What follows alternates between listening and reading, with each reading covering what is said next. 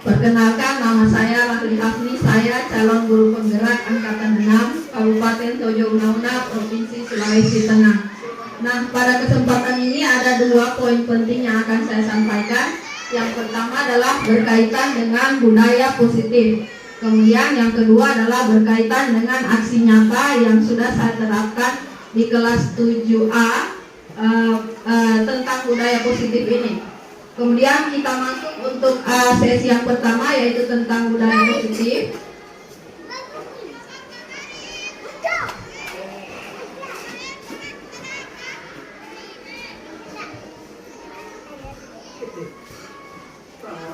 Nah, budaya positif ini ada kaitannya dengan disiplin positif. Nah, disiplin positif ini kita akan berbicara tentang hukuman, penghargaan, dan restitusi.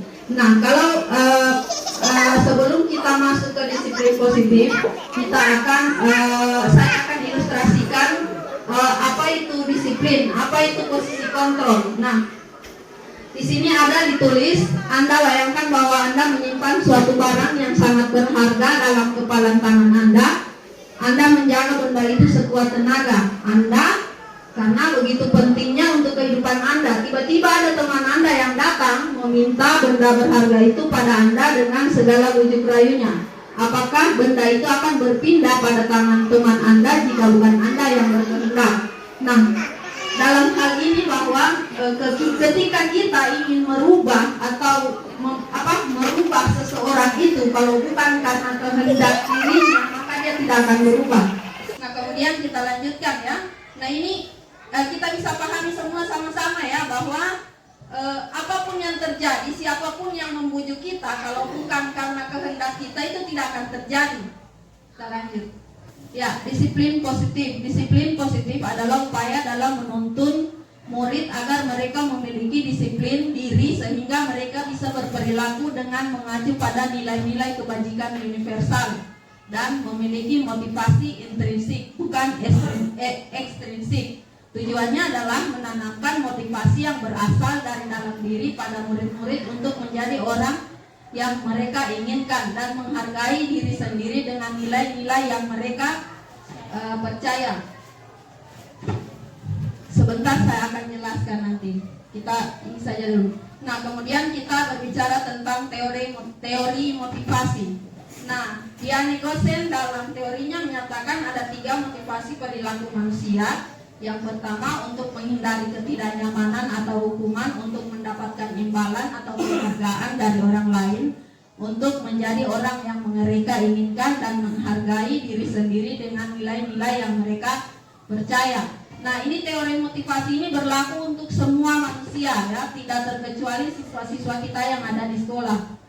Nah, harapan kita teori motivasi ini yang muncul pada siswa-siswa kita adalah motivasi yang ketiga. Motivasi yang ketiga itu untuk menjadi orang yang mereka inginkan. Nah, dalam kehidupan kita di sekolah, kita paling banyak melakukan yang pertama dan kedua. Nah, itu tidak bisa dipungkiri karena selama ini hanya itu yang efektif untuk kita di sekolah kita. Nah, mari kita lihat, semoga yang ketiga ini bisa kita terapkan untuk kita di sekolah nanti.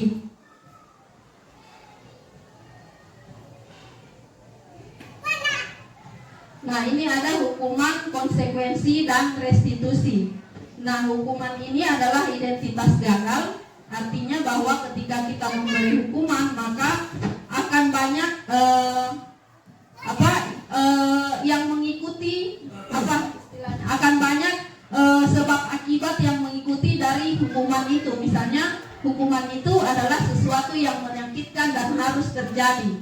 Kemudian murid akan belajar karena selalu diberi hukuman, maka murid akan belajar untuk menyembunyikan kesalahan. Murid akan selalu marah, rendah diri, dan merasa tidak diharapkan.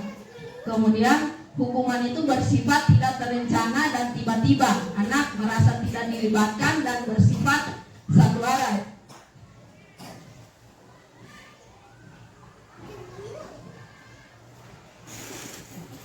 Kemudian ada seorang peneliti yang bernama Vicor mengemukakan bahwa hukuman dan penghargaan adalah cara-cara mengontrol mengontrol perilaku seseorang yang menghancurkan potensi untuk pembelajaran yang sesungguhnya.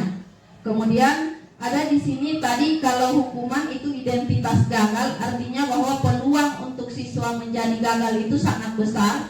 Nah ini ada yang kedua, tawaran yang kedua ada identitas sukses.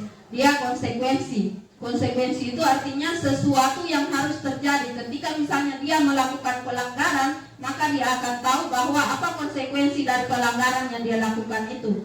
Nah, penguatannya dalam jangka waktu pendek dan sudah terencana dan disepakati. Kalau kita di sekolahnya kita ini kan ada sistem poin tapi tidak berfungsi dengan baik. Kemudian ada tawaran yang ketiga. Nah, ini yang paling diagung-agungkan oleh kaum milenial guru sekarang, bahwa ada namanya restitusi. Restitusi itu adalah proses menciptakan kondisi bagi murid untuk memperbaiki kesalahan mereka sehingga mereka bisa kembali kepada kelompok mereka dengan karakter yang lebih kuat, atau proses kolaboratif yang mengajarkan murid untuk mencari solusi dari masalah dan membantu murid berpikir tentang orang seperti apa yang mereka inginkan dan bagaimana mereka harus memperlakukan orang lain.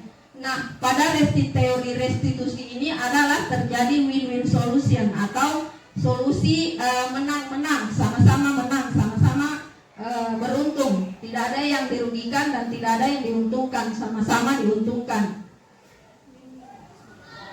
Kemudian ini ada ciri-ciri restitusi.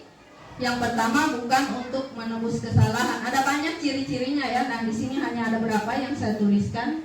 Bukan untuk menebus kesalahan, namun untuk belajar dari kesalahan, memperbaiki hubungan, tawaran, bukan paksaan, menuntun untuk melihat ke dalam diri, fokus pada karakter, bukan tindakan. Restitusi menguatkan kemudian fokus pada solusi.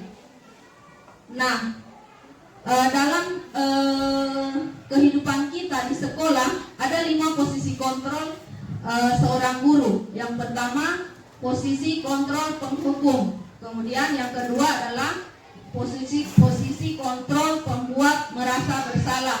Kemudian ada posisi kontrol teman, pemantau, dan yang terakhir adalah manajer. Mari kita lihat sama-sama apa itu yang mana itu penghukum. Nah, saya rasa di antara kita semuanya ada di sini. Yang pertama adalah penghukum. Penghukum itu nada suaranya tinggi, bahasa tubuhnya, matanya melotot dan jarinya sering menunjuk. Misalnya, kamu lambat lagi. Nah, itu adalah posisinya penghukum. Dan saya sadari, kita sadari semua bahwa kita semua kebanyakan berada di posisi itu. Kemudian apa yang terjadi hasilnya adalah kemungkinan murid marah dan mendendam atau bersifat agresif. Kemudian ada lagi posisi kontrol yang kedua, namanya pembuat merasa bersalah. Kadang-kadang juga saya berada di posisi ini. Nah, nada suaranya memelas, halus atau sedih. Bahasa tubuhnya merapat pada anak. Misalnya begini, kamu tidak kasihan ya sama orang tuamu, atau kamu tidak kasihan sama ibu nanti dimarah kepala sekolah dan sebagainya. Nah, itu adalah posisi kontrol sebagai seorang pembuat merasa bersalah. Nah, pada posisi ini anak-anak akan selalu merasa bersalah. Kenapa? Karena dia menganggap bahwa dirinya telah mengecewakan orang-orang di sekitarnya. Tidak ada rasa optimis dalam dirinya. Yang ada hanya merasa mengecewakan orang lain. Kemudian ada yang ketiga, namanya posisi kontrol sebagai teman. Nah, kita juga kadang-kadang ada di sini. Nada suaranya ramah, akrab, dan bercanda. Bahasa tubuhnya merapat pada murid, bahasa mata dan sering tersenyum. Misalnya, ayolah, bagaimana? Kemarin kamu sudah janji ke Bapak, bukan kenapa terlambat lagi? Nah, itu biasa kita lakukan, biasa ya.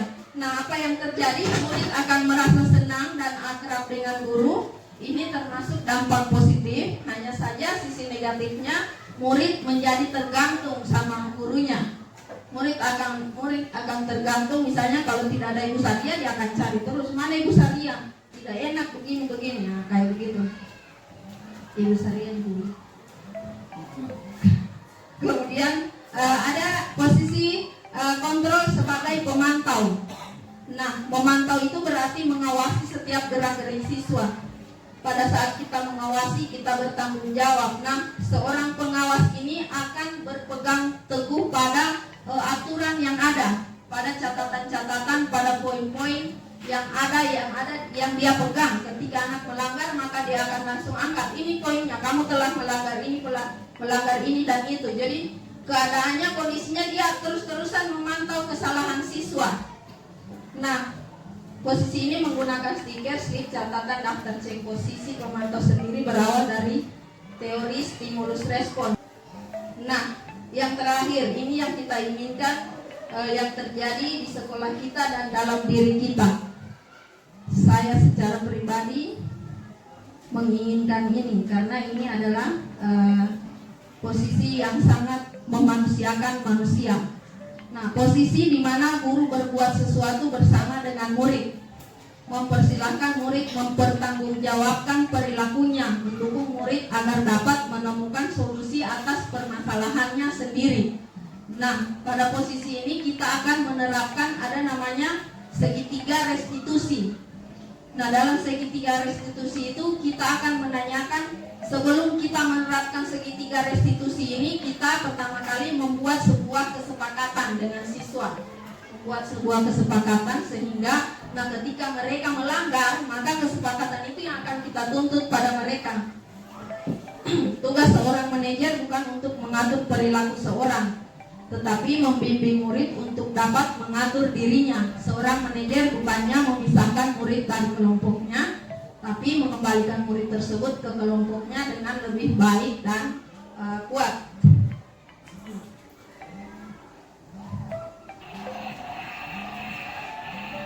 Nah, posisi kontrol manajer menggunakan teori segitiga restitusi. Nah, segitiga restitusi itu ada 3 tindakan yang dilakukan. Yang pertama, menstabilkan identitas, kemudian validasi tindakan yang salah, kemudian menanyakan keyakinan. Nah, pada tahap menstabilkan identitas, nah kita sebagai guru bisa mengatakan kepada siswa bahwa kita biarkan dulu dia berbicara, dia marah-marah dan sebagainya, lalu kita bilang bahwa setiap orang pernah melakukan kesalahan. Kamu bukan satu-satunya orang yang pernah melakukan kesalahan. Kemudian validasi tindakan yang salah. Kamu kan ada teori setiap tindakan itu pasti ada alasannya. Nah, pada teori segitiga restitusi ini dia ditempatkan pada posisi yang kedua setelah validasi, setelah menstabilkan identitas. Kita validasi tindakan yang salah. Kita tanyakan, kenapa? Apa alasannya kamu bisa melakukan itu?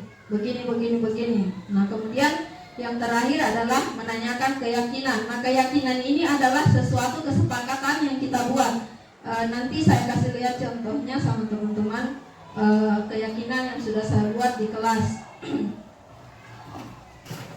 Nah, ini yang dimaksud dengan menanyakan keyakinan. Keyakinan kelas ini adalah nilai-nilai kebajikan universal yang kita sepakati secara tersirat dan tersurat, lepas dari latar belakang, suku, agama, ras, bahasa, dan lain sebagainya.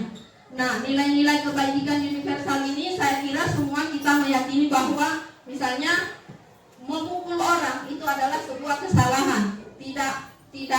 Tidak terbatas hanya orang Bugis yang tidak boleh memukul orang, tidak terbatas hanya ras ini yang tidak memukul orang, tetapi itu universal. Semua negara, semua manusia mengakui bahwa tidak boleh menyakiti orang.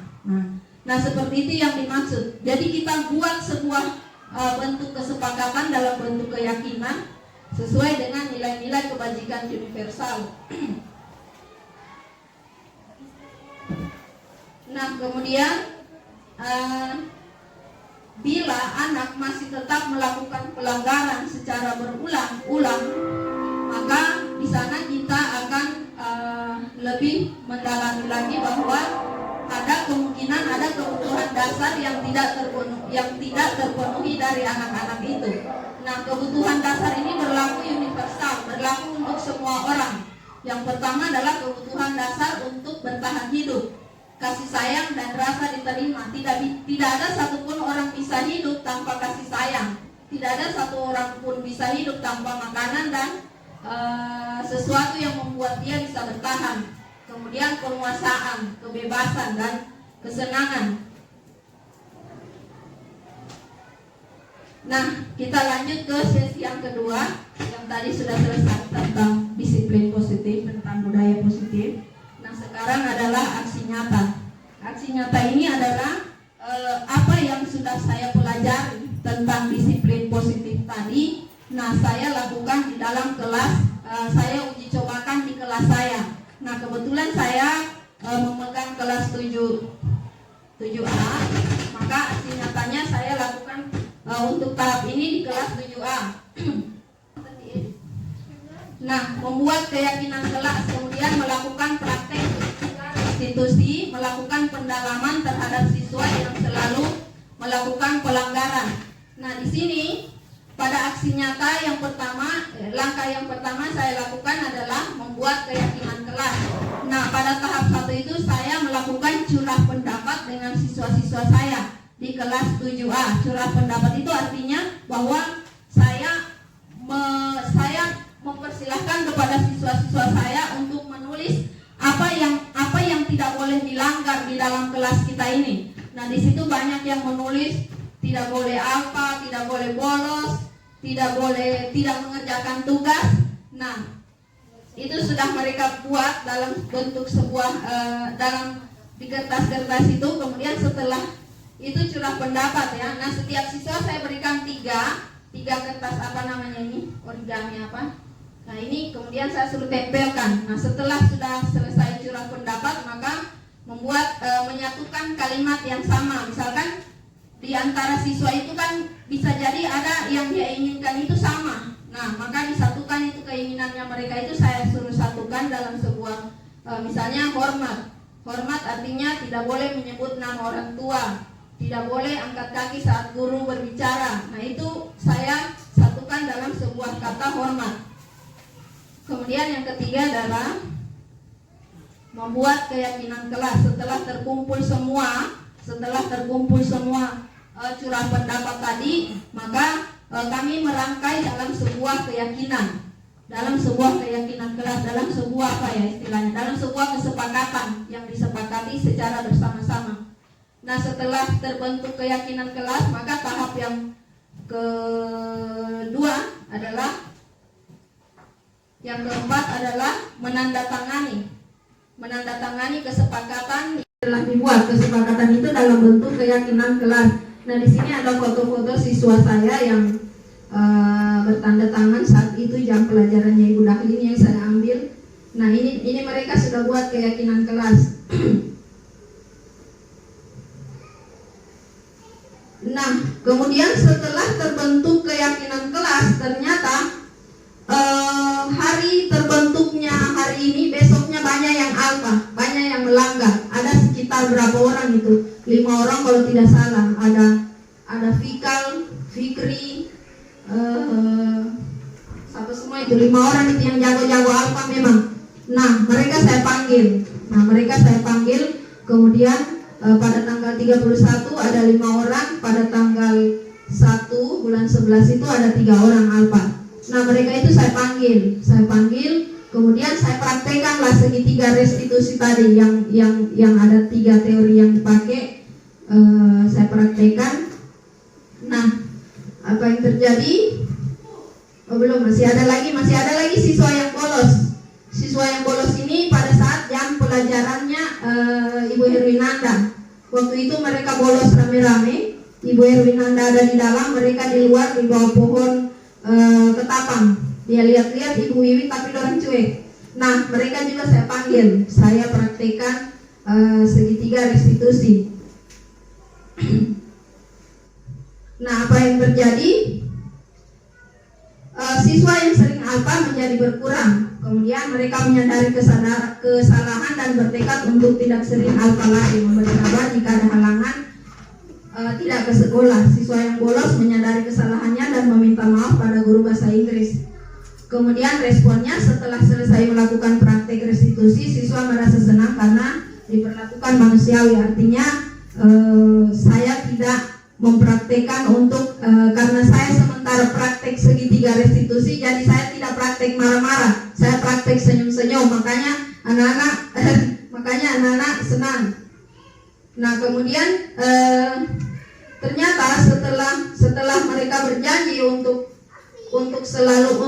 akan selalu hadir, akan tidak bolos dan akan tidak alpa-alpa lagi, ternyata ada 2 orang siswa yang saya temukan setelah saya panggil saat itu, ternyata masih ada siswa yang lanjut alpa-alpanya, yaitu si Rahmat, si Keke, sama si Fikar. Nah, saya berkunjung ke rumahnya, saya ketemu ibunya, Keke. Nah, ketika saya ini memang sebelumnya saya sudah dengar bahwa dia itu suka dekor-dekor, makanya dia sering alpa, malam dia tidur. Nah, setelah saya telusuri ke orang tuanya, ternyata memang ada kebutuhan dasar yang tidak terpenuhi dari dia. Orang tuanya mengharapkan dia untuk mencari nafkah untuk kehidupan ekonomi keluarganya, karena di sana saya lihat ada kakaknya yang sudah menikah, ada adiknya, dan sebagainya, ada banyak orang di rumah, dan rumahnya itu kita lihat sendiri modelnya. Nah, itu yang pertama, ternyata ada kebutuhan dasar yang tidak terpenuhi sehingga dia itu tidak dengar, dia itu alpa-alpa. Kemudian yang kedua si Fikar ini ternyata kebutuhan kasih sayang dan rasa diterima. Dia selalu merasa iri ketika saya telusuri sama ibunya. Ternyata dia itu selalu merasa iri dengan saudara-saudaranya. Dia merasa dia tidak disayang, dia merasa dia selalu marah-marah. Nah, telusur, ternyata orang tuanya memberikan dia handphone, memberikan dia HP. Jadi ketika dia menggunakan HP dia lupa waktu, dia selalu dimarah-marah. Nah, karena dimarah-marahnya itu dia rasa dia tidak disayang, jadi dia tidak badengan biar di sekolah. Nah, dalam kegiatan ini saya juga dituntut untuk membuat refleksi. Nah, refleksi saya adalah sesuai rencana aksi nyata sebelumnya kali ini hanya sempat membuat keyakinan kelas di kelas 7A serta melakukan restitusi pada 2 kasus. Sementara banyak kasus yang terjadi di dalam kelas, misalnya banyak siswa yang tidak mengerjakan tugas, dan itu memang betul-betul saya lihat beberapa guru menghukum siswa saya di kelas 7A. Hampir semua guru mungkin mereka tidak mengerjakan tugas. Nah, memang itu belum saya sentuh. Kemudian sering menyebut nama orang tua. Nah, kemudian itu disebabkan tidak lain karena keterbatasan waktu saya. Nah, rencana perbaikan saya ke depan pada semester depan akan membuat keyakinan pada setiap kelas dan keyakinan sekolah, serta akan melakukan restitusi pada semua kasus pelanggaran yang terjadi, khususnya di kelas 7A sebagai anak perwalian saya nanti 8A, 9A, 7A, 7B, 7C, 7B, 7C dan lainnya itu anak walinya masing-masing. Sesuai dengan siapa walinya dia yang akan tangani. Nah, cukup sekian dari saya. Jika ada teman-teman yang mau diskusi tentang hal ini, kita sama-sama belajar. Saya juga masih proses belajar yang masih sangat awal. Saya silakan. Ya, assalamualaikum warahmatullahi wabarakatuh. Waalaikumsalam warahmatullahi wabarakatuh. Pertama-tama saya ucapkan terima kasih atas kesempatan yang diberikan kepada saya untuk menanyakan terkait dengan pemaparan sosialisasi guru penggerak dari Ibu Rahli Hafni. Nama saya Sri Yuliana, saya mengajar mata pelajaran bahasa Inggris. Jadi pertanyaan saya adalah, ketika sudah diterapkan segitiga restitusi untuk anak-anak yang bermasalah, tetapi mereka masih melakukan berbagai macam pelanggaran, apakah ada tahapan-tahapan atau langkah-langkah selanjutnya untuk mengantisipasi anak-anak ini tidak melakukan kesalahan lagi? Saya rasa itu untuk pertanyaan pertama. Terima kasih. Pertanyaan lagi masih ada?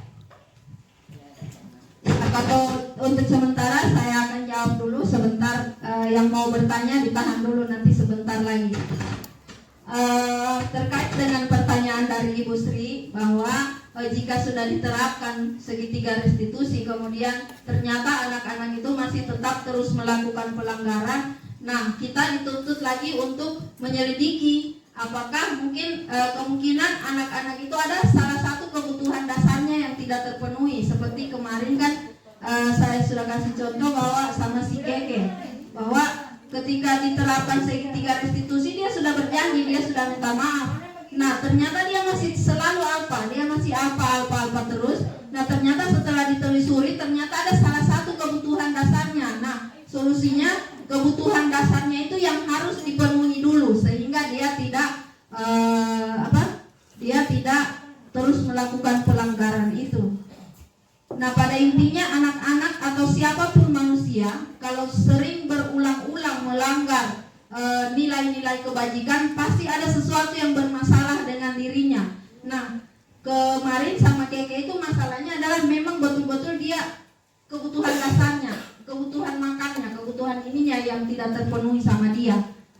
Nah kalau sejauh ini untuk praktek segitiga restitusi untuk orang-orang yang tidak bermasalah itu bisa sangat bagus, sangat baik hasil penelitiannya itu sangat bagus, prosesnya sangat baik juga terhadap anak-anak. Anak-anak tidak merasa bahwa dia selalu dimarah-marah, dia selalu dihukum-hukum. Saya kira seperti itu.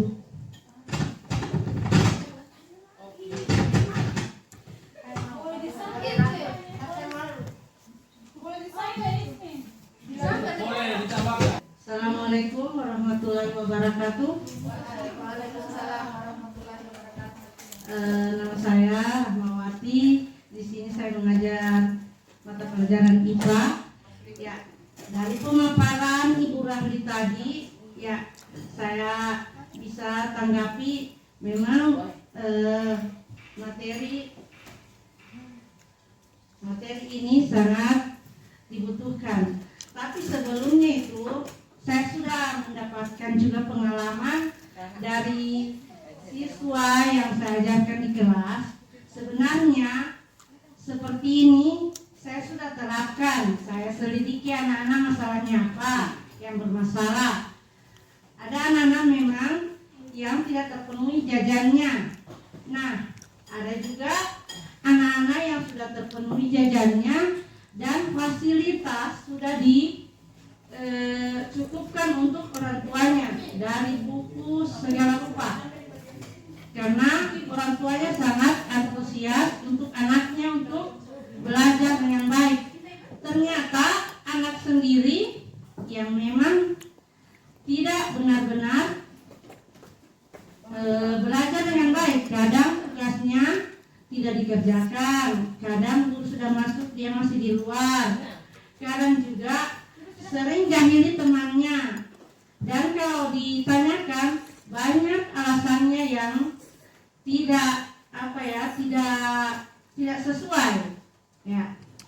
Dan pernah saya dekati, saya dampingi dia belajar, sampai saya dampingi dia memang saat didampingi awal-awalnya menulis, tapi lama-lama langsung lagi ketawa sendiri melihat temannya ketawa.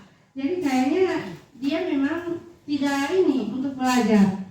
Nah, tidak fokus. Kemudian ada juga siswa yang lain lagi saya selidiki. Nah, saya adakan pendekatan juga. Nah, dia sudah berubah, sudah ke arah yang baik, sudah mengerjakan tugas, sudah masuk, tidak lambat. Tapi itu hanya beberapa saat. Nah, kemudian kira-kira ada beberapa saat pertemuan. Di bulan berikutnya dia melakukan hal yang sama lagi. Nah, itu saya alami juga beberapa hari ini. Ya, mungkin cukup sekian pertanyaan saya. Assalamualaikum warahmatullahi wabarakatuh.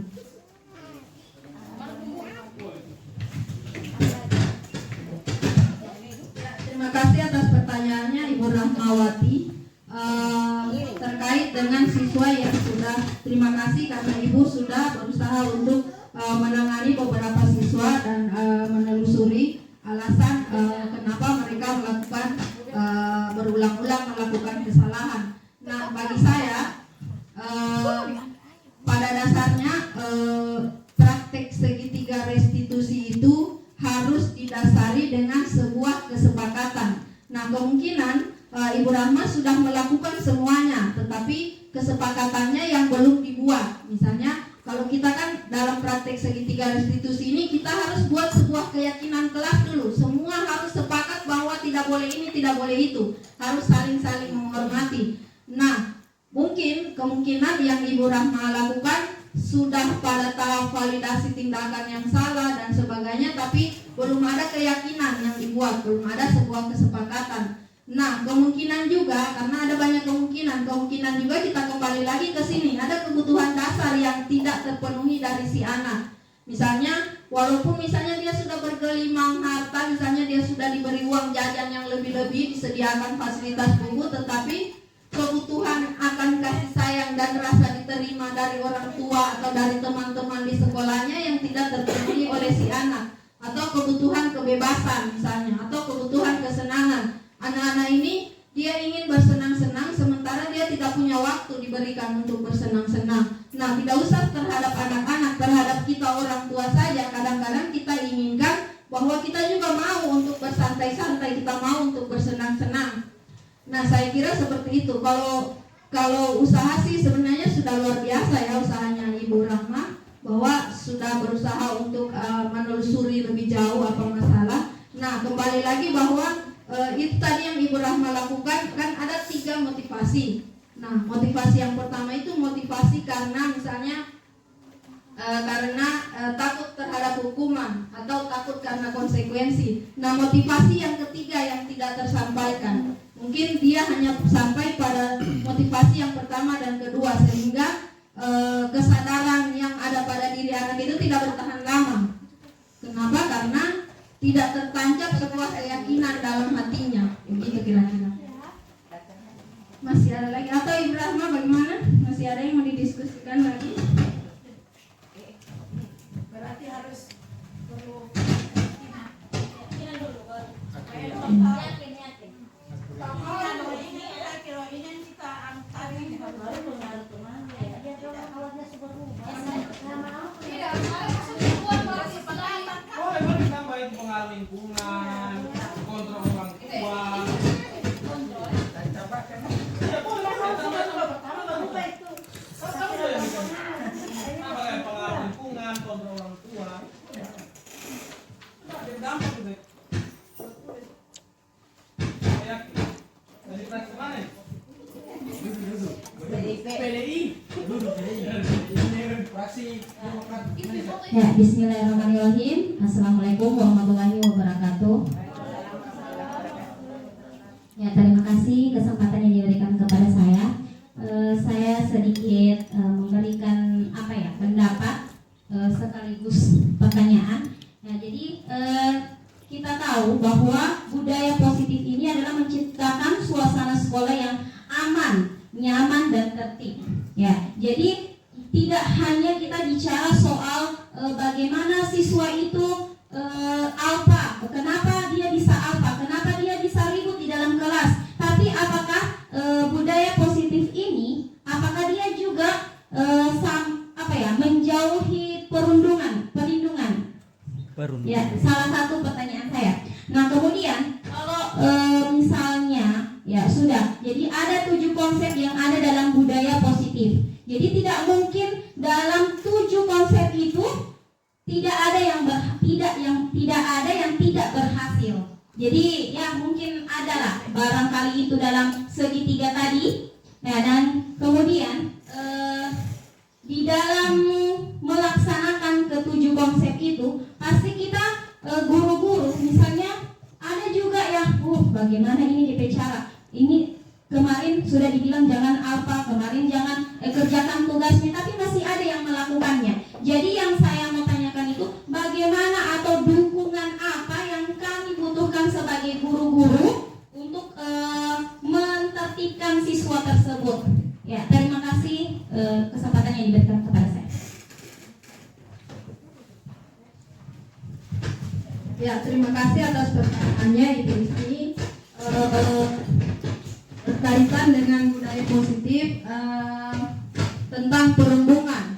Nah, dalam kehidupan kita sehari-hari, jika ada terjadi sebuah pelanggaran tentang nilai-nilai universal, nilai-nilai yang kita yakini bahwa itu sebuah kebenaran, maka itu kalau terjadi pelanggaran di suatu tempat atau di suatu institusi, maka institusi itu bukan lagi sebuah institusi yang berbudaya positif. Kenapa? Karena di sana ada terjadi hal-hal yang bersifat negatif. Nah, ketika misalnya ada terjadi perundungan, berarti itu tidak termasuk dalam budaya positif. Maka kita sebagai guru atau wali kelas, maka kita sesuai dengan yang sudah kita bahas tadi, maka kita lakukan praktek segitiga restitusi terhadap proses kejadian-kejadian perundungan, dan tidak hanya sebatas perundungan, semua nilai-nilai universal yang kita yakini adalah sebuah kebenaran. Nah, kalau itu terjadi pelanggaran, maka itu bukanlah sebuah budaya positif. Tidak terjadi budaya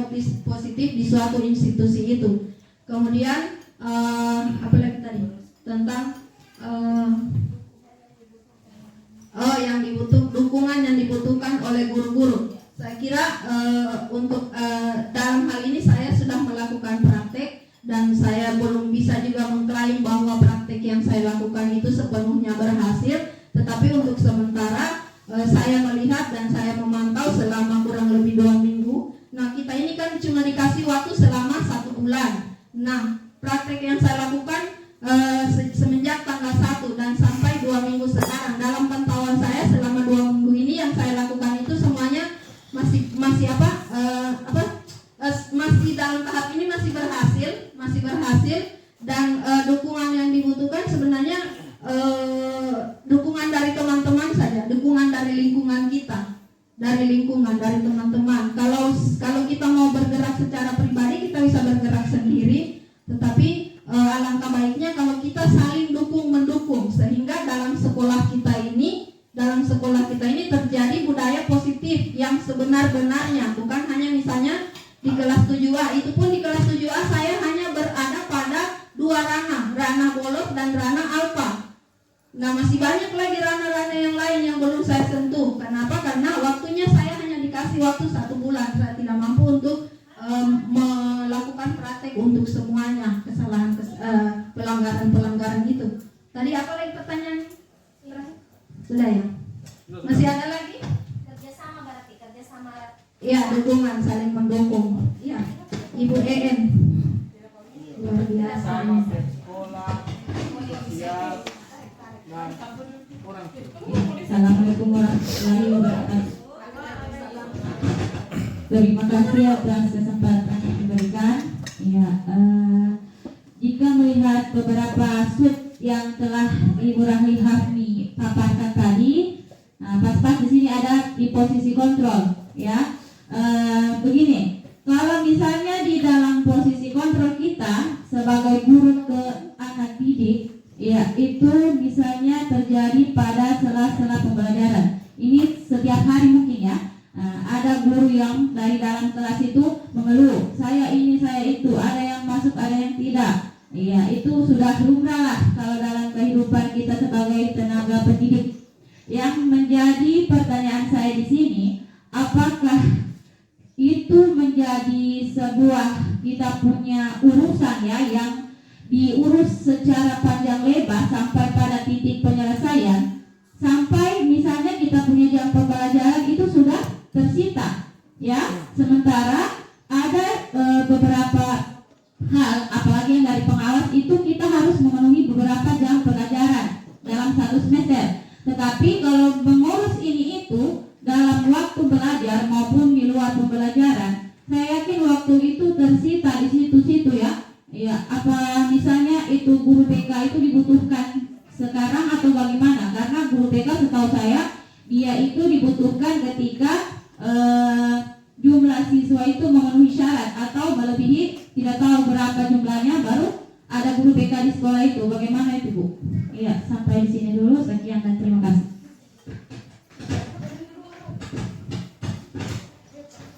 Ya, luar biasa pertanyaannya.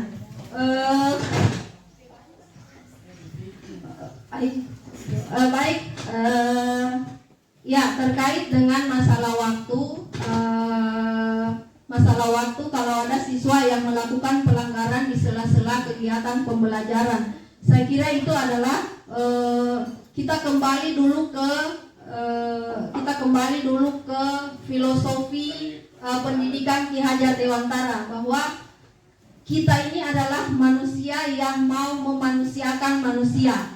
Nah, dalam posisi itu, ketika sebenarnya kita akan terbentur dengan administrasi yang lain. Nah, tetapi kalau kita mau kembali jauh ke bapak pendidikan kita, bahwa tugas kita sebagai pendidik ini bukan hanya untuk memberikan pengetahuan kepada siswa, tetapi kita juga menuntun mereka untuk menjadi manusia yang merdeka, manusia yang memiliki etika yang baik.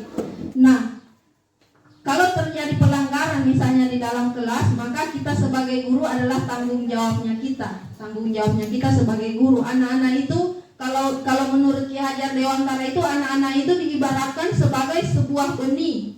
Nah, ketika kita misalkan mau menginginkan benih itu tumbuh subur dan menghasilkan buah yang baik, maka kita perbaiki keadaan kondisi lingkungannya, kita perbaiki bibitnya yang kita pilih, walaupun misalnya bibitnya bagus, ketika lingkungannya tidak bagus, maka benihnya itu tidak akan tumbuh dengan baik.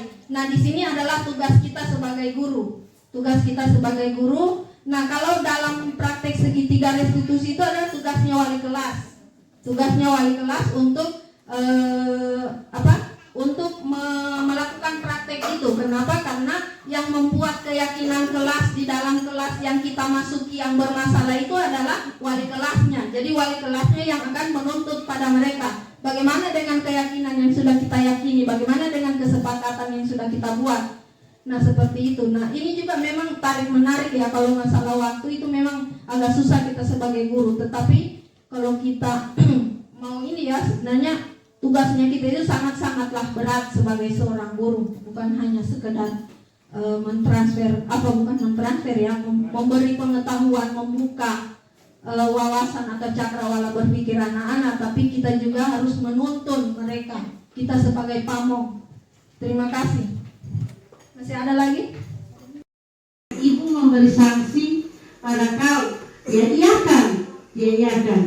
Dan ternyata masih juga, kalau memang awalnya dia berubah, itu hanya beberapa waktu saja. Di bulan berikutnya ya dia melakukan lagi kesalahan, dan saya perhatikan, saya pantau, ternyata itu juga dari lingkungan, mungkin karena temannya yang sering ajak dia main, ya dia tidak ini, dan dengan keadaan dia sudah berubah. Jadi itu ya, jadi bagaimana caranya itu untuk supaya dia sendiri menyadari kesalahan dan apa janji yang dia sudah ucapkan. Mungkin itu saja ya. Assalamualaikum warahmatullahi wabarakatuh. Waalaikumsalam warahmatullahi wabarakatuh. Rupanya Ibu Rahma tadi masih menyimpankannya di hati. Jadi yang saya tangkap dari hasil diskusi Rahma dengan siswanya itu, saya masih melihat hanya sebatas konsekuensi. Artinya begini, kalau kamu tidak mengerjakan tugas, kamu begini, kamu begitu. Nah, itu masih dalam tahap konsekuensi. Makanya dia kalau tahap konsekuensi itu ininya tidak bertahan lama, jangka waktunya tidak bertahan lama. Itu anak tidak akan sadar dalam waktu lama. Dalam artian dia tidak akan sadar dalam waktu lama. Kenapa? Karena yang Ibu Rahma lakukan itu masih dalam tahap konsekuensi. Kan ada 3 tahap tadi. 1 tahap hukuman, kemudian 2 konsekuensi, kemudian 3 restitusi. Nah, Ibu Rahma masih ada pada tahap konsekuensi. Misalnya kamu tidak mengerjakan tugas, kamu begini, nilaimu akan ini dan itu. Nah, itu masih tahap konsekuensi, sehingga dia jangka waktunya tidak bertahan lama. Tidak ada sebuah proses restitusi di dalam. Tidak ada sebuah proses membuat sebuah keyakinan secara keseluruhan dan keyakinan itu ditulis atau tersirat atau tersurat, tertulis dan mereka baca-baca dan akan tersimpan di memorinya mereka. Hanya sekedar kesepakatan antara Ibu Rahma dengan siswa yang bersangkutan. Saya kira itu. Kalau misalnya bicara soal perubahan, kan tadi sudah ada di materi pertama. Jadi kita umpamakan ini saya pegang uang 50.000. Kalau Kak Rahma minta tanpa kehendak saya tidak akan memberikan kepada Kak Rahma. Jadi itu kalau bukan kehendaknya si siswa, tidak akan berubah. Kalau bukan kehendaknya mereka sendiri. Jadi kalau misalnya kita ini hanya Motivator. Iya, motivator sebagai wadah kan. Jadi perubahannya dorong biarlah mereka sendiri yang proses sedikit demi sedikit. Jadi tidak ada perubahan dalam jangka pendek. Tidak ada perubahan dalam jangka pendek. Perubahan itu tidak terjadi karena orang lain, tapi dari diri sendiri.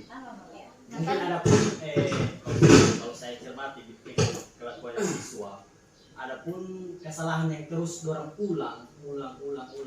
Saya pikir itu kebutuhan dasar mereka dari jenjang SD sampai sekarang mungkin sudah lama tidak terpenuhi, sehingga untuk merubah itu harus butuh proses juga. Susah. Ya, dari kita guru kan, ya seperti itu.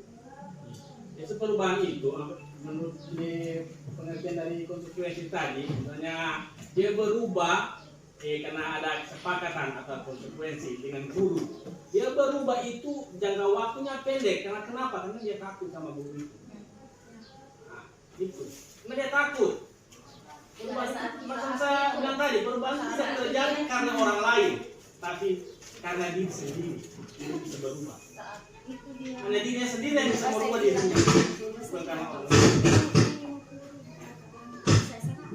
Ya, makanya tadi ada motivasi yang bersifat intrinsik dan ada motivasi yang bersifat ekstrinsik. Nah, kalau motivasi yang berasal dari luar atau motivasi hanya karena takut dihukum atau hanya karena mau diberi penghargaan atau karena takut nilainya begini begitu, itu jangka waktunya bertahan dalam dirinya siswa itu tidak lama. Nah, betul juga yang disampaikan tadi sama Pak Ma'ruf bahwa memang seperti itu sudah ada. Manusia itu dimanapun, siapapun dia, kalau dia sering melakukan sebuah pelanggaran terhadap nilai-nilai kebenaran yang kita yakini, pasti ada masalah dengan dirinya. Pasti ada masalah dengan dirinya. Masalahnya itu apa? Ada 5 kebutuhan dasar, mungkin ada salah satunya yang betul-betul tidak terpenuhi. Nah, kalau kita lihat misalnya sama siswa kita, kemenakannya kita, siapa? Si Rifai. Nah, kita lihat kan, dia ini ulang-ulang dipanggil, ulang-ulang ditampilin, ulang-ulang dipukul, tetap dia bikin kesalahan berulang-ulang. Kenapa? Setelah coba telusuri, ternyata anak tiada apa-apa kan? Tidak ada sosok ayah, tidak ada sosok orang tua yang bisa membuat hatinya merasa tenang. Ya, sudah pisah orang tuanya dan orang tuanya tidak memberikan kasih sayang. Dia tidak mendapatkan namanya kasih sayang dan rasa diterima. Nah, kemungkinan itu. Nah, pasti ada sesuatu yang terlanggar, pasti ada sesuatu yang tidak terpenuhi dari dalam jiwa siswa itu. Nah, ada 5 tadi kebutuhannya. Nah, paling banyak kalau saya lihat paling banyak ini kasih sayang. Kalau di sekolahnya orang ini paling banyak anak-anak yang broken, kan? Banyak. Yang selalu bermasalah itu yang broken. Nah, berbeda dengan si Faki, orang tuanya ada tapi dia selalu bermasalah. Bayangkan saja Faki, mamanya so jaga di sana, masih sempat dia bikin kesalahan. Kenapa? Karena sifatnya bukan dari dalam. Karena kesadarannya bukan dari dalam, hanya takut mamanya, hanya takut guru, hanya takut papanya mencambok. Ternyata tetap dia bikin. Nah, itu kalau kita mau telusuri pasti ada kebutuhan dasarnya yang tidak terpenuhi. Saya kira kita cukup sampai di sini saja dulu. Orang cukup panasan. Terima kasih atas kesempatan bapak-bapak sekalian, ibu-ibu sekalian, atas waktunya yang sudah bersedia menahan panas mendengarkan celotehan yang tidak berguna ini. Assalamualaikum warahmatullahi wabarakatuh. Segala yang buruk berasal dari saya, segala yang baik datangnya dari Sang Pencipta Langit. Terima kasih. Assalamualaikum warahmatullahi wabarakatuh.